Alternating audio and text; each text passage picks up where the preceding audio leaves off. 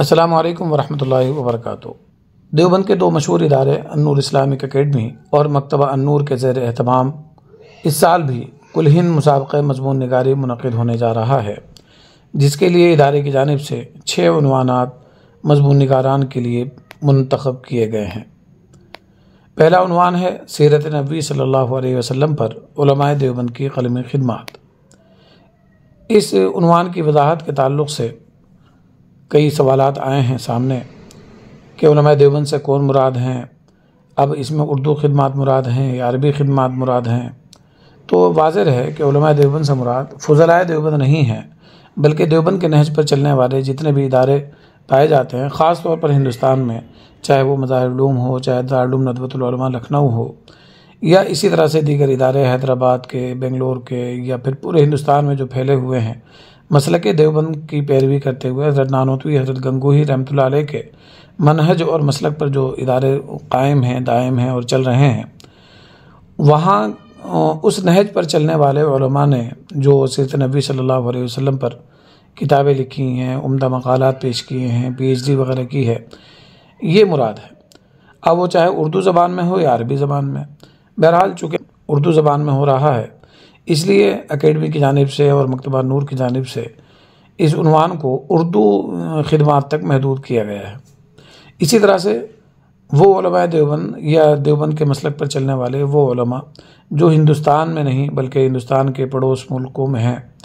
ان کی خدمات اگر یہاں پر مراد لی جائیں یا اس کا احاطہ کرنے کی کوشش کی جائے تو ظاہر سی بات ہے مقالہ بہت وسیع ہو جائے گا، اور جو طلباء و طالبات کے لیے جس کا احاطہ ذرا مشکل بھی ہے،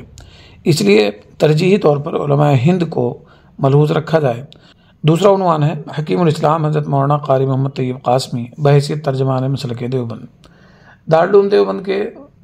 مایہ ناز محتمم حضرت نانوتوی رحمۃ اللہ علیہ کے حفید حکیم الاسلام حضرت مولانا قاری محمد طیب قاسمی صاحب کی جہاں بہت سی خدمت کی جہات ہیں اور جامع الکمالات شخصیت ہیں، چاہے وہ تقریر میں ہوں، چاہے تحریر میں ہوں، چاہے تدریس میں ہوں، چاہے تصنیف میں ہوں، اسی طرح سے چاہے اپنی انتظامی صلاحیت کے اعتبار سے ہوں، چاہے ایک بہترین رہنما کے حیثیت سے ہوں، مربی کے حیثیت سے ہوں، یا ایک بزرگ اور ایک پیر کی حیثیت سے ہوں، تو جہاد ان کی شخصیت کے اندر بہت سی جہات پائی جاتی ہیں۔ یہاں پر صرف ایک جہت کو لیا گیا ہے اور وہ ہے مسلک دیوبند کی ترجمانی۔ اس حوالے سے بعض لوگوں نے پوچھا ہے، بعض طلباء نے، کہ کون کون سی کتابیں ان کے لیے معاون ہو سکتی ہیں۔ تو ایک تو سب سے مفصل سوانح جو حضرت قاری صاحب رحمۃ اللہ علیہ کی حیات طیب کے نام سے ہے، 2 جلدوں میں، اور حجت الاسلام اکیڈمی دارالعلوم وقف دیوبند سے شائع ہوئی ہے۔ اسی طرح حضرت مولانا اسلام صاحب کی کتاب دارالعلوم دیوبند اور حکیم الاسلام، یہ بھی معاون ہوگی۔ اسی طرح خود قاری طیب صاحب رحمۃ اللہ علیہ کی جو کتاب ہے علماء دیوبند کا دینی رخ اور مسلکی مزاج، یہ بھی بڑی معاون ثابت ہو سکتی ہے۔ تیسرا جو عنوان ہے وہ ہے فخر المحدثین حضرت مولانا سید محمد اندر شاہ کشمیری کا طرز تقریر و تحریر۔ حضرت مولانا سید اندر شاہ کشمیری رحمۃ اللہ علیہ ماضی قریب کے علماء میں ان علماء میں شمار کیے جاتے ہیں جو دینی خدمت کے اعتبار سے ہر جہت میں نہایت کامل و مکمل ہیں، اور جن کو حقیقتاً جامع الکمالات ماضی قریب کے علماء میں کہا جا سکتا ہے۔ تو چونکہ ان کی شخصیت کے بھی بڑے پہلو ہیں الگ الگ، یہاں پر صرف 2 پہلوؤں کو لیا گیا ہے، ایک ان کا تقریر کا انداز اور دوسرا ان کا طرز نگارش یعنی تحریر کا انداز۔ ان کی تحریر کے پہلو کو سمجھنے کے لیے 2 کتابیں خاص طور پر طلباء کے لیے، طالبات کے لیے معاون ثابت ہوں گی۔ ایک ہے نقش دوام جو شاہ صاحب رحمۃ اللہ علیہ نے اپنے والد گرامی حضرت علامہ سید انور شاہ کشمیری رحمۃ اللہ علیہ کی سوانح کے طور پر مرتب کی،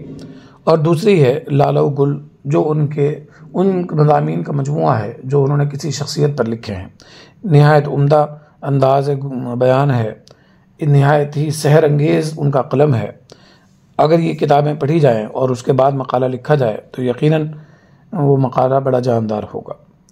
چوتھا عنوان ہے شیخ الادب حضرت مولانا مفتی محمد اسلام قاسمی کی نگارشات کا جائزہ۔ شیخ الادب حضرت مولانا مفتی محمد اسلام قاسمی دارالعلوم وقف دیوبند کے سابق استاذ حدیث ہیں، اور ابھی 2 سال پہلے ہی ان کی وفات ہوئی۔ تو ان کی نگارشات کا جائزہ مراد یہ ہے کہ ان کی تحریرات جو ہیں، ان کے خاص طور پر مضامین جو ہیں، ان کو طالب علم پڑھیں، طلباء پڑھیں، طالبات پڑھیں، اور ان کا جائزہ لیں کہ اس میں کیا کیا پہلو خاص طور پر پائے جاتے ہیں، وہ شخصیت نگاری میں کن پہلوؤں کو پیش نظر رکھتے ہیں، تاریخ پر ان کی کتنی گہری نظر ہے، اسی طرح سے واقعات کس طرح کے بیان کرتے ہیں یا واقعات سے وہ نتیجہ کس طرح سے اخذ کرتے ہیں، اس کے لیے تین کتابیں نہایت معاون ہوں گی۔ ایک حضرت مولانا مفتی اسلام قاسمی کی سوانح حیات ہے جس کا نام ہے کیا شخص زمانے سے اٹھا، دوسری کتاب ہے چند مقتدر شخصیات، اور تیسری کتاب ہے نگارشات اسلام۔ یہ جو دو کتابیں ہیں چند مقتدر شخصیات اور نگارشات اسلام، یہ حضرت مولانا اسلام صاحب کے مضامین کا مجموعہ ہے اور دیوبند کے معروف کتب خانوں پر دستیاب ہے۔ پانچواں عنوان ہے فلسطین و مسجد اقصی، ماضی، حال، مستقبل۔ فلسطین اور مسجد اقصی کا ماضی کیا رہا ہے اور حال کیا ہے، اور مستقبل کے تعلق سے جو خدشات اور امکانات ہیں ان کو اس مقالے کا عنوان بنانا ہے۔ فلسطین کی اسلامی اہمیت کیا ہے، قرآن کریم میں مسجد اقصی کا کس طرح سے تذکرہ آیا، احادیث میں ان کے کیا فضائل وارد ہیں، اور اسلامی طور پر اسلامی حیثیت سے اس کی کیا اہمیت ہے، یہ اس کو اجاگر کرنا ہے۔ موجودہ حالات میں وہاں پر کن مسائل کا سامنا ہے اور اس کے کیا کیا اسباب و عوامل ہیں، ہماری اس میں ذمہ داریاں کیا ہیں، حکمرانوں کی ذمہ داریاں کیا ہیں، اور مستقبل کے تعلق سے جو احادیث فتن ہیں، خاص طور پر قرب قیامت کے تعلق سے جو روایات موجود ہیں جس میں رسول اکرم صلی اللہ علیہ وسلم نے بہت سی نشانیوں کا اظہار فرمایا، بہت سی نشانیاں پیش کی ہیں، ان کو بھی اس مضمون میں اگر شامل کیا جائے تو یہ مضمون یقیناً نہایت جامع ہو جائے گا۔ چھٹا عنوان جو صرف طالبات اور عالمات کے لیے مخصوص ہے، یعنی کہ یہ جو 5 عنوانات آپ کے سامنے پیش کیے گئے، اس پہ طلبہ بھی لکھ سکتے ہیں، طالبات بھی لکھ سکتی ہیں اور عالمات بھی لکھ سکتی ہیں، لیکن چھٹا عنوان جو ہے اس میں طلبہ کو لکھنے کی اجازت نہیں ہے، صرف طالبات اور مدارس البنات سے فارغ ہونے والی عالمات و فاضلات یا کسی ادارے میں اگر خدمت انجام دے رہی ہیں تو وہاں کی معلمات وہ اس عنوان کو اپنے لیے منتخب کر سکتی ہیں۔ مدارس البنات کی اہمیت کیا ہے، معاشرے میں اس کے کیا اثرات ہیں، ایک عالمہ آگے چل کر معاشرے کی اصلاح کے لیے کیا کیا خدمات انجام دے سکتی ہے، اس کے گھریلو ذمہ داریاں کیا ہیں، سماجی ذمہ داریاں کیا ہیں، اور وہ اپنے شرعی حدود کے اندر رہ کر کس طرح سے معاشرے کو ایک بہتر نہج پر لا سکتی ہے، ماضی قریب میں کن کن عالمات نے اس طرح سے خدمت انجام دی ہے، یا اسی طرح سے اس میں جو قابل اصلاح پہلو ہیں، یعنی مدارس البنات کے نظام کے تعلق سے آپ حضرات واقف ہوں گے کہ بہت سے لوگ مدارس البنات کے تعلق سے احتیاط اور کے پیش نظر بعض حضرات تو اس کا انکار ہی کرتے ہیں کہ مدارس البنات کو ہونا ہی نہیں چاہیے اس انداز میں جس انداز میں چل رہے ہیں، اور بعض حضرات کہتے ہیں کہ نہیں ہونا تو چاہیے لیکن اس کے اندر اصلاحات ہونے چاہیے۔ اصلاحات کا مشورہ وہی دے سکتے ہیں جو اس نظام کے تحت جنہوں نے زندگی گزاری ہو، اور وہ ظاہر سی بات ہے یا تو طالبات ہیں یا عالمات ہیں، ان کے پیش نظر جو قابل اصلاح پہلو ہوں، چاہے وہ حجاب اور پردے کے تعلق سے ہوں، چاہے وہ رہائش کے تعلق سے ہوں، چاہے وہ تربیت کے تعلق سے ہوں، چاہے وہ نصاب کے تعلق سے ہوں کہ ان کو کون سی کتابیں پڑھائی جاتی ہیں اور اس کے علاوہ کون سی کتابیں پڑھائی جانی چاہیے، یا انہوں نے اپنے نظام میں اپنے مدرسے میں بغیر مدرسے کا نام لیے ہوئے کیا خامیاں دیکھی ہیں اور وہ کس طرح سے پر ہو سکتی ہیں، اس کو وہ اگر پیش نظر رکھیں تو انشاءاللہ ایک مفصل اور بہترین مضمون تیار ہو سکتا ہے، اور آگے چل کر نسل نو کے لیے وہ رہنما بھی ثابت ہو۔ اس کا جو اعلان ہے مسابقہ مضمون نگاری کا، اس میں 2 شرط بنیادی طور پر لکھی گئی ہیں۔ پہلی شرط ہے مضمون نگار کسی مدرسے کا داخل شدہ طالب علم ہو، دوسری شرط ہے آخری عنوان پر مضمون لکھنے کے لیے کسی ادارے کی طالبہ یا عالمہ ہو۔ دیکھیے اس مسابقے کا اصل مخاطب تو طلبہ مدارس ہی ہیں، لیکن اگر کوئی یونیورسٹی میں کالج میں پڑھ رہے ہیں اور وہ انہیں لکھنے کا شوق ہے اردو میں اور مطالعہ بھی ان کا ہے تو وہ بھی اس میں شرکت کر سکتے ہیں، اتنا توسع اور اتنی گنجائش اس میں موجود ہے۔ اب رہی بات انعامات کی تو 3 پوزیشن اس میں ہوں گی۔ اول پوزیشن کا انعام 6000، دوم پوزیشن کا انعام 5000 ہے، اور تیسری پوزیشن کو 4000 کا انعام دیا جائے گا۔ واضح رہے کہ یہ انعام کتابوں کی شکل میں ہوگا، اور 3 پوزیشن یافتگان کے علاوہ تمام مضمون نگاران جو اس میں شریک ہوں گے ان سب کو تشجیعی انعام سے بھی نوازا جائے گا۔ تشجیعی انعام کتنے کا ہوگا، اس کی کیا شکل ہوگی، اس کا اظہار یا اس کا اعلان بعد میں کیا جائے گا۔ اب آتے ہیں اس فارم کی جانب یا ان شرائط کی جانب جو مسابقہ مضمون نگاری کے لیے ضروری ہیں۔ اکیڈمی اور مکتبہ نور کی جانب سے ایک فارم برائے شرکت لانچ کیا گیا ہے، جس میں سب سے پہلے نام لکھنا ہے، ولدیت آپ جانتے ہیں، مکمل پتہ بعض مساہمین نے اس ادارے کا لکھ دیا جس ادارے میں وہ پڑھتے ہیں، حالانکہ ان کو لکھنا ہے اپنا اصل ایڈریس جہاں کے وہ رہائشی ہیں، جہاں کے وہ ساکن ہیں۔ تیسری نمبر پر تعلیم گاہ، یعنی جس مدرسے میں وہ پڑھ رہے ہیں، جماعت جماعت اگر کوئی عالمہ اس میں شریک ہو رہی ہیں تو ظاہر سی بات ہے وہ جماعت نہیں لکھیں گی، بلکہ وہاں پر جماعت کی جگہ فارغہ لکھ دیں، عالمہ لکھ دیں، فاضلہ لکھ دیں۔ فارم نمبر مدرسے کی جانب سے جو دیا گیا ہے آپ کو وہ لکھنا ہے۔ منتخب عنوان، یہاں پر وہ جو 6 عنوانات ہیں ان 6 عنوانات میں سے جو بھی عنوان آپ نے منتخب کیا ہے اپنی مضمون نگاری کے لیے اس کو آپ لکھیں۔ موبائل نمبر، وہ موبائل نمبر لکھیں جو جس پر واٹس ایپ چلتا ہو، تاکہ آپ کو اطلاع دی جا سکے کہ پروگرام کب ہو رہا ہے، یا مسابقہ مضمون نگاری کا نتیجہ کب آنے والا ہے، یا اگر آپ کے مضمون میں کوئی کمی، کوئی خامی، کوئی اس طرح کی چیز رہ گئی ہے تو آپ سے رابطہ کر کے آپ کو متنبہ کیا جا سکے۔ اور آخری ہے دستخط مساہم مع تاریخ۔ بعض لوگوں نے یہ بھی پوچھا کہ مساہم کے معنی کیا ہے، تو مساہم کے معنی ہے شریک، جو پارٹیسپیٹ کر رہا ہے، جو شریک ہو رہا ہے مسابقے میں، اس کے دستخط یہاں پر ہونے ہیں اور تاریخ بھی ڈالنی ہے۔ اس کے بعد آئیے شرائط کی جانب۔ یہ جو شرائط ہیں، ان شرائط کے تعلق سے بہت سے لوگوں نے، بہت سے مساہمین نے پوچھا ہے اور کچھ چیزیں ان کے سمجھ میں نہیں آئیں، تو ہر ایک کی وضاحت ضروری ہے۔ سب سے پہلی شرط ہے مضمون نگار کسی ادارے کا داخل شدہ طالب علم ہو۔ بعض افراد نے رابطہ کیا کہ ہمیں تعلیمی سلسلہ چھوڑے ہوئے کافی دن ہو گئے ہیں اور ہم اپنے معاش سے، کاروبار سے یا پھر درس و تدریس سے مربوط ہیں، تو کیا ہم اس میں شرکت کر سکتے ہیں؟ نہیں، وہ لوگ اس میں شرکت نہیں کر سکتے، چونکہ اس مسابقے کا جو مقصد ہے وہ طلباء اور طالبات کی حوصلہ افزائی ہے۔ ظاہر سی بات ہے کہ وہ اس میں شامل نہیں ہوں گے۔ دوسری جو شرط ہے وہ ہے مضمون ان پیج سافٹ ویئر میں 18 پوائنٹ میں کمپوز یعنی ٹائپ شدہ ہو۔ اس کے بعد دوسری شرط ہے مضمون کم از کم A4 کے 10 صفحات پر مشتمل ہو۔ ان 2 شرطوں کو بہت سے لوگوں نے پوچھا ہے۔ واضح ہے کہ ان 2 شرطوں کا تعلق جو ہے وہ کمپیوٹر سے ہے۔ ہاتھ کا لکھا ہوا مضمون قابل قبول نہیں ہوگا۔ اس کی شکل، ایک بہتر شکل یہ ہے کہ آپ موبائل پہ ٹائپ کر لیں اور موبائل پہ ٹائپ کرنے کے بعد اپنے نزدیکی کسی کمپیوٹر والے سے اس کو کنورٹ کرا لیجئے۔ ان پیج ایک سافٹ ویئر ہے، یعنی جس میں اردو کا کام ہوتا ہے، کتابیں لکھی جاتی ہیں، اس کی فائل بنوا لیجئے۔ وہ کمپیوٹر والے جانتے ہیں، وہ کر دیں گے۔ اگر ان پیج میں نہیں کر پا رہے ہیں اور ایم ایس ورڈ میں، بعض لوگوں نے بھی پوچھا کہ ہم ایم ایس ورڈ میں ٹائپ کرتے ہیں، تو ٹھیک ہے، کوئی حرج نہیں، ایم ایس ورڈ کی فائل بھی معتبر ہوگی۔ تو یہ دونوں چیزیں جو ہیں وہ کمپیوٹر سے متعلق ہیں۔ آپ جب اپنا مضمون لکھیں تو لکھ کر اگر آپ فوٹو کھینچ کر بھیجتے ہیں یا بھیجتی ہیں تو وہ قابل قبول نہیں ہوگا، بلکہ آپ اس کو ٹائپ کرا کر بھیجیں، یا تو موبائل پہ ٹائپ کر کے کنورٹ کرائیں، یا اگر خود ٹائپ کر سکتی ہوں کمپیوٹر پہ تو بہت بہتر بات ہے۔ A4 یہ ایک سائز ہوتا ہے، عام طور پر کاغذ کا ایک سائز ہوتا ہے یہ، جس پر فوٹو اسٹیٹ نکلتی ہے، زیروکس نکلتی ہے، تو اس کے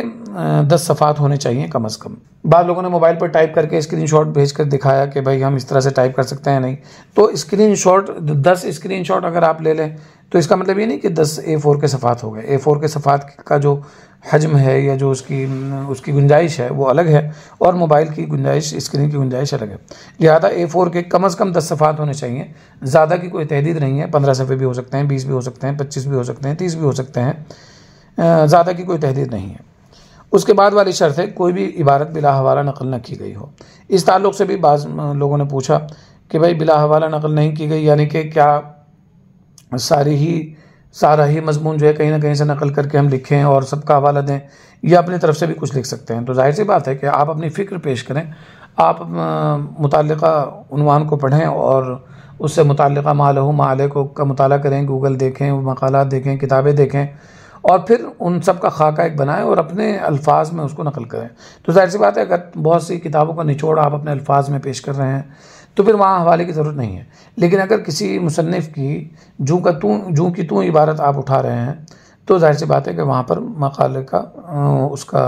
اقتباس کا، پیراگراف کا حوالہ بھی ہونا چاہیے، کتاب کا نام بھی، صفحہ نمبر بھی لازم ہے۔ اور اگر کوئی عبارت بغیر حوالے کے، بعض مرتبہ ایسا بھی ہوا کہ پورا کا پورا مضمون جو ہے گوگل پہ سرچ کیا یا چیٹ GPT یا AI کے ذریعے یا پھر دوسری جو AI اپلیکیشن ہے ان کے ذریعے اگر آپ نے لیا، اور وہ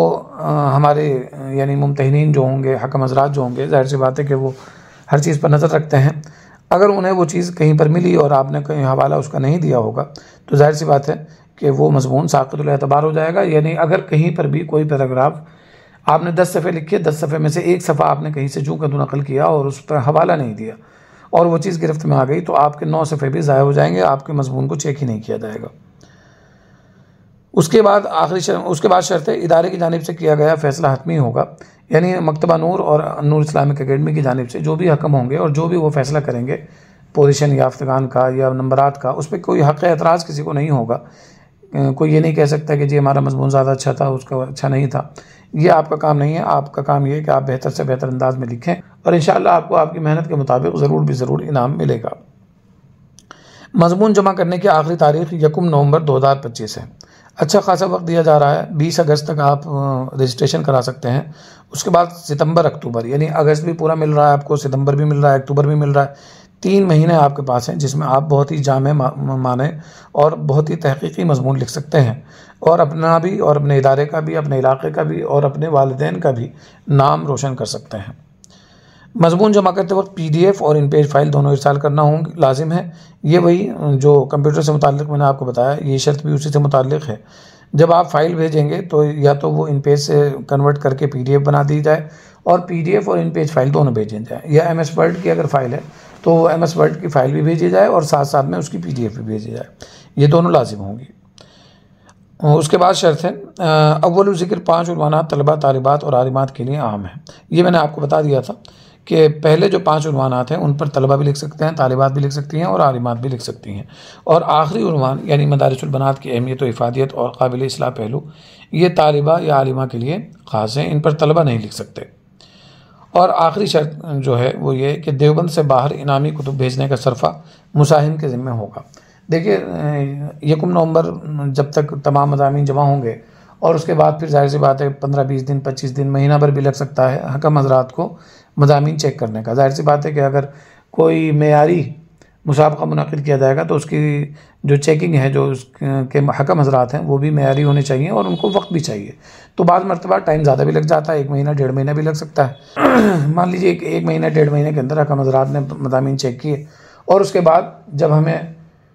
وہ نتیجہ سپرد کریں گے تو اس کے بعد ایک پروگرام منعقد ہوگا دیوبند میں اکیڈمی کے تحت، النور اسلامک اکیڈمی کے تحت، جس میں طلباء کو مساہمین کو،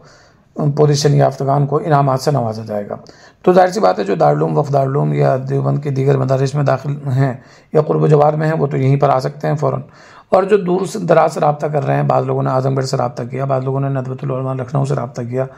اسی طرح سے بعض حضرات نے بنگلور، حیدرآباد سے رابطہ کیا. تو وہ حضرات اگر نہیں آ سکتے تو کوئی بات نہیں، وہ اپنا مکمل ایڈریس ہمیں بھیجیں اور ہم انشاءاللہ ان کو ان کا انعام